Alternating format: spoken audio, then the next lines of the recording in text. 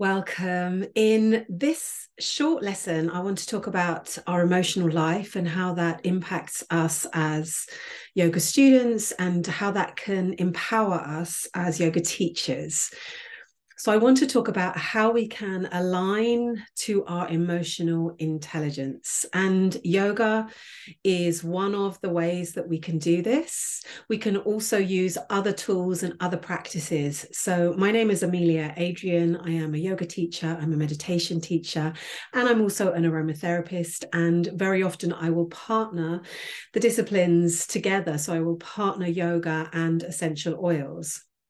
And essential oils, aromatherapy, is also another way we can align ourselves to our emotional life, align ourselves to our emotional intelligence, and amplify and increase our emotional intelligence. So first of all, let's look at what emotional intelligence is. What is a definition of emotional intelligence? Well, let me give you what I have found. It is the ability to perceive, interpret, demonstrate, control, this is important, control, evaluate, and use our emotions to communicate with and relate to others effectively and constructively. Some experts actually think that emotional intelligence is more important than IQ in the ability to succeed well, to succeed in life. So this power that we all have, it's all part of our power as a human being to feel and to express and to be emotionally intelligent, is not something that we are necessarily taught. Even though we all have it, it's not something that we're taught to attune to and that we're taught to refine. And I think it's something very, very important for yoga teachers. And it's something that will really improve your own experience as a teacher and also improve the experience of the students in your class. If it's something that you can become more confident in, if it's something that you can become more familiar with, your emotional life, your emotional patterns, your emotional responses. So there's also a study that I found this study was done in 2015 on servant leadership. So as yoga teachers, that is what we're doing. We're here in service to our students and to the practice. And this study said that emotional intelligence and trust were equally important to develop our power as servant leaders. So emotional intelligence, this set of skills, this kind of set of self-awareness, social skills, can be built upon. It's not necessarily something that some people have and some people don't have. It's something that we all have, and it's something that we can all cultivate and build.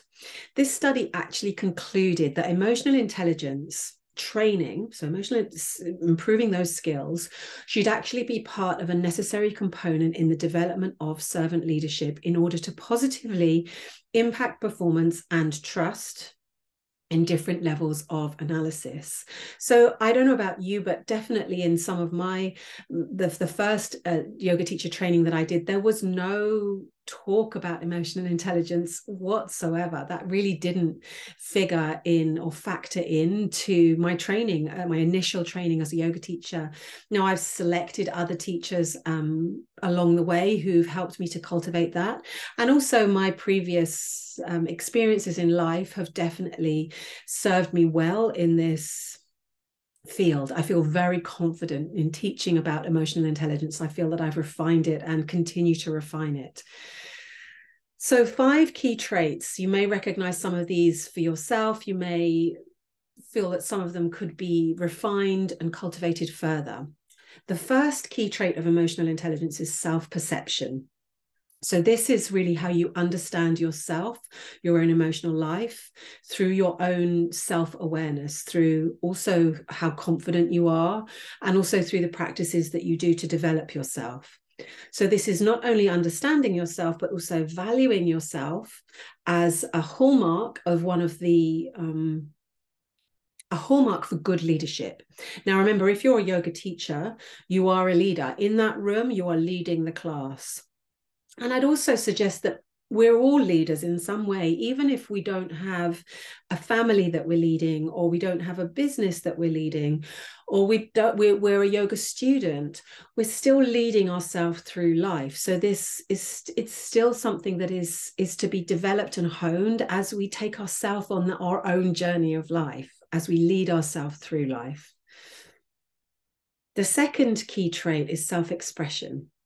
Now, self-expression is how we stand up for ourselves and how we can be independent in that process. So emotional expression is how we present our feelings to others. And this reasonable level of self-expression, emotional expression, if you like, is also critical for those of us that are leading, that are servant leaders, because what it does is it helps us to appear more authentic, because we're valuing our own emotional experience, and we're also without overspill, we're able to share that in some way. And I'm sure you've been in a room with a yoga teacher, as I have, where they have been able to share a personal life story without necessarily ego impacting the story too much, or without it being an overshare, where it has been very empowering for me, and maybe for you also as a student, to really connect into that, because there's a lesson in there that teacher's offering. The third key trait of emotional intelligence is having interpersonal skills, being able to develop interpersonal relationships, particularly with regard to empathy and with regard to social responsibility. This is really the foundation of building solid relationships. So this is relevant to you as a yoga teacher and in other areas of your life. So empathy, as we know, is having that ability to recognize, to appreciate, to understand, to sense how other people are feeling, and also to understand that that's their perspective. That's not necessarily our perspective, but to be able to have that connection, but also that distance. So there can be a boundary around empathy, which I think is really helpful, especially if you're super sensitive and you really can feel very clearly how other people feel. And then there's social responsibility, which is also a part of how we build interpersonal relationships. And this involves acting responsibly. So it's having a kind of social conscience, or an awareness, if you like, where you're able to show your concern, but also being able to collaborate well with others. So being able to move back and forth between whatever it might be that's happening in the room. The fourth key trait of emotional intelligence is your ability to make clear decisions, to be able to problem solve, to be able to resist your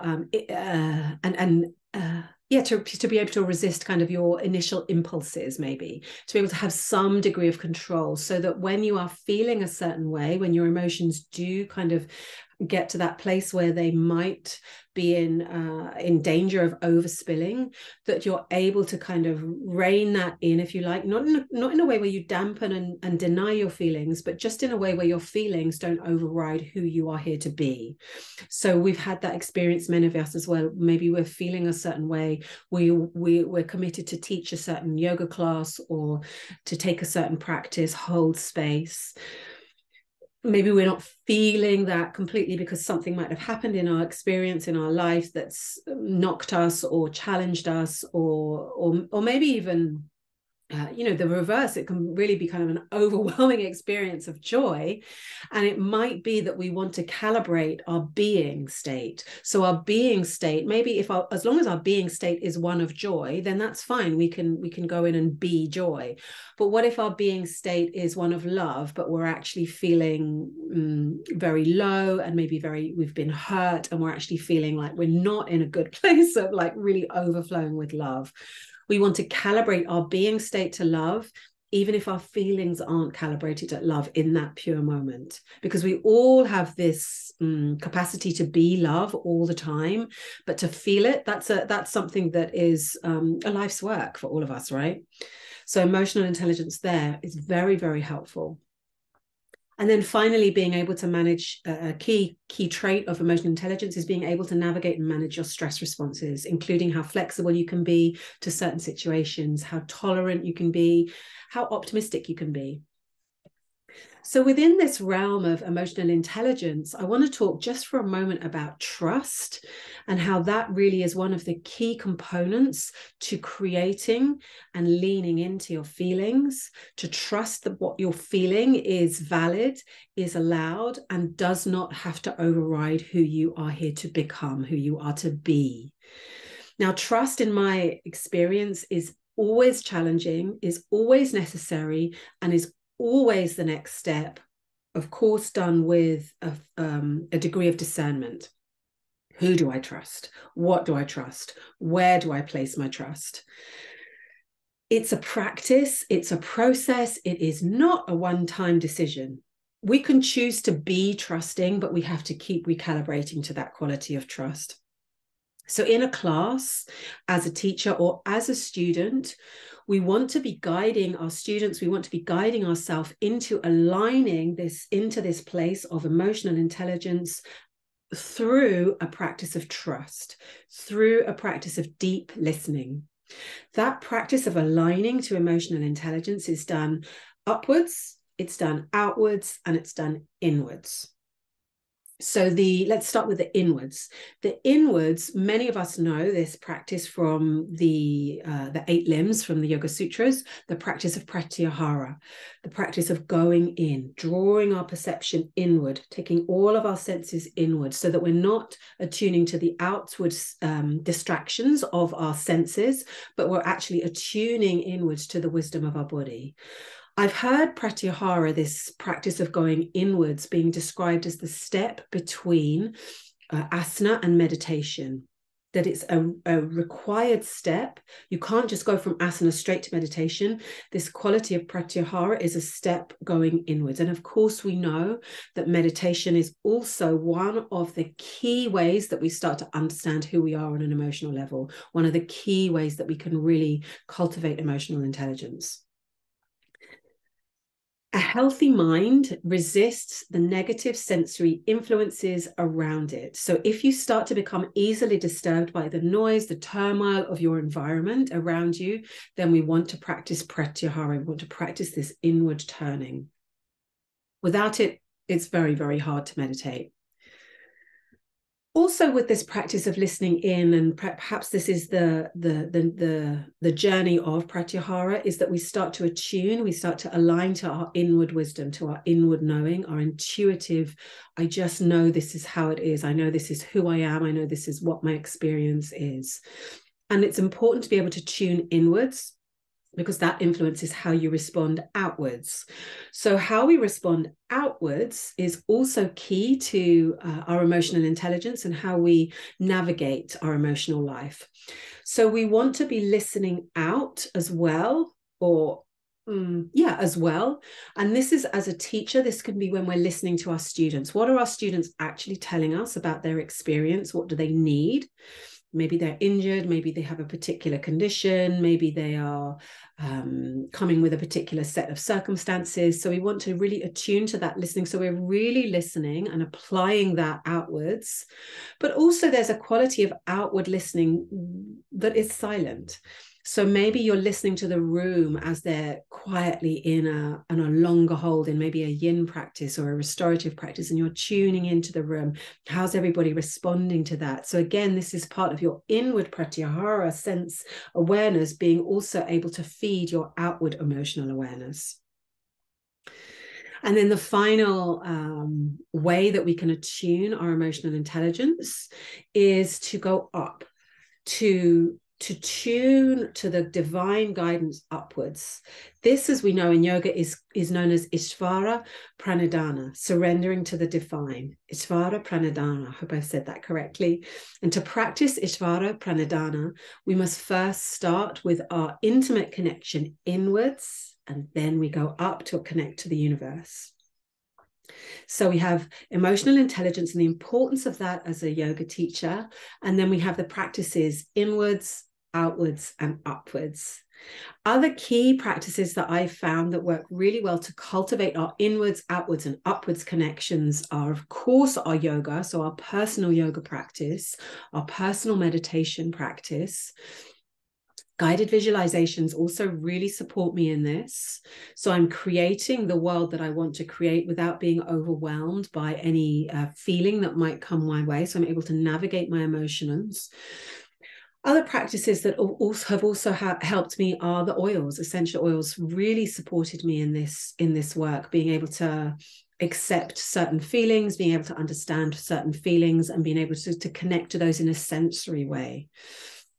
Good. So I hope this is useful to you. This is helpful to you, that you're also curious to develop your own emotional intelligence, and that it's started to maybe just open a few questions for you as to how you are in your emotional life personally and professionally and within your own relationships.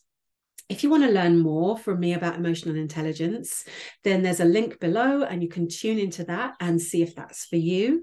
And also just reach out to me. You can email me, you can message me, and I really would love to hear from you. I would love to respond and to just know what it is that you are finding challenging, finding interesting as a yoga teacher, particularly in regards to this quality of emotional intelligence. Much love, and I'll see you very soon.